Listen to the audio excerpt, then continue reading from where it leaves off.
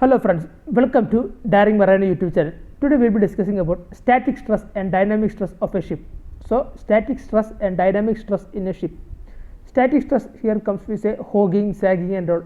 Static stress, okay, hogging. Longitudinal bending stress could be caused while loading in the ship when it is in still water. Here this longitudinal bending stress could be caused while loading in ship if it is in still water. Hogging is a stress that cause ship hull or keel to bend upward at midship. If the hull or keel that bend upward at midship is known as hogging. Look at the effect when the load concentration is more than on the ends of the vessel. If the load concentration is more on the ends of the vessel, this hogging will happen. Here the ship structure bend downwards at the end. Here the ship structure bend downwards at the forward and aft end, and midship it is coming up. Sagging means compression or tension in the midship. When the load concentration is more at the center, structure tends to bend downward in the middle. This action is called sagging. When the load concentration is more on the center or midship, the structure tends to bend downwards in the middle. This is action is called sagging. The vessel is designed within certain allowable maximum bending moment and shear force which is tabulated in the approved ship stability booklet. So the vessel is designed within certain allowable maximum bending moment and shear force which are tabulated in the approved ship stability booklet. The loading and distribution of weight which will be mounted by chief officer of the vessel according to the prescribed limits with help of load indicator and stability booklet. Loading and distribution of weights will be mounted by chief officer of the vessel according to the prescribed limits with the help of load indicator and stability booklet. Then he is responsible for minimizing sag and hog of the vessel, because chief officer he is responsible for the minimizing the sag and hog of vessel. Water pressure. This water pressure act on sides and bottom of ship. Water pressure will act on side and bottom of ship. If ship sides are not strengthened, it will tend to bend inwards as shown. So if the ship side are not strengthened, it will tend to bend inwards. Dry dock. When the ship is in dry dock, ship sides are no longer supported by water pressure. The only things holding the ship are keel blocks and bilgecogs and side shore. In dry dock means when ship is in dry dock, ship side are no longer supported by water pressure. The only thing holding the ship are keel blocks, bilge blocks and side shores. This result in the sides of ship tend to bulge outwards and bend tends to sag. Okay. Here this result in the ship sidewards, they will tend to bulge outward and bottom tend to sag. To counteract dry docking stress, entire bottom of shell is strengthened. To counteract dry docking stress, entire bottom of shell is strengthened. Localized stress. Here, when a heavy weight is loaded over a small area, if there is a concentration of weight in a particular area, it will cause localized stress. When a heavy weight is loaded over a small area, if there is concentration of weight in a particular area, it causes localized stress. Localized stress is counteracted by extra strengthening. Localized stress is counteracted by extra strengthening. So dynamic stress, panting stress. Here we can say fluctuation in water pressure causes in and out moment of ship side plating of bow and stern.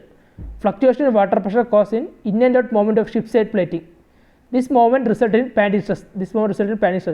It is more pronounced at the bow.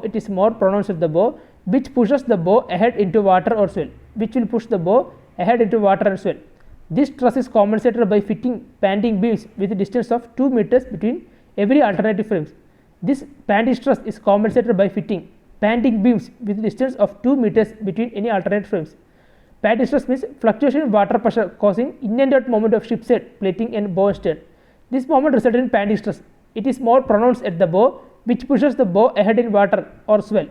This stress is compensated by fitting panting beams with a distance of 2 meters between every alternate frames. Then the panting beams are connected to the frames by beam knees and supported by wash plates at the center. The panting beams are connected to the frames by beam knees and supported by wash plates at the center. The side stringer in line with panting stringer are fitted throughout this deep framing region. Side stringer in line with panting stringer are fitted throughout this deep framing region. The brush hooks fitted to support the radius stem plate and to prevent in and out movement of the side shell. The brush hooks fitted to support the radius stem plate and to prevent in and out movement of the side shell. The panting beams are connected to the frames by beam knees and supported by wash plate at the center. Side stringer in line with panting stringer are fitted throughout this deep framing region. This brush hooks fitted to support this radius stem frame and to prevent in and out movement of the side shell. Pounding stress. Pounding stress means this occurs at the bottom plating of ship near the bow during excessive pitching. Pounding stress occur at the bottom plating of ship near the bow during excessive pitching. To compensate slamming down of the ship bottom, outer bottom plating is thickened and connected to the inner shell and the inner bottom girder are strengthened. To compensate slamming down of ship bottom, outer bottom plating is thickened and connected to the inner shell and inner bottom girder are strengthened. This thickness of the plate near the pounding is increased by 30% and transverse framing space is reduced from 900 mm to 700 mm. The thickness of plates near the pounding is increased by 30% and transverse framing space is reduced from 900 mm to 700 mm. Solid floors fitted at every frame space are welded to the bottom shell and transverse floors are fitted at the alternate frame. The solid floors are fitted at every frame space and are welded to bottom shell and transverse floors are fitted at the alternate frames. Racking stress. Racking stress means when a ship rolls in a seaway, there is a tendency for ship side to get deformed. When a ship rolls in a seaway, there is a tendency for ship side to get deformed. This deformation is caused when deck moves laterally related to bottom structure. This deformation is caused when the deck moves laterally related to bottom structure. This in turn causes side shells to move vertically related to each other.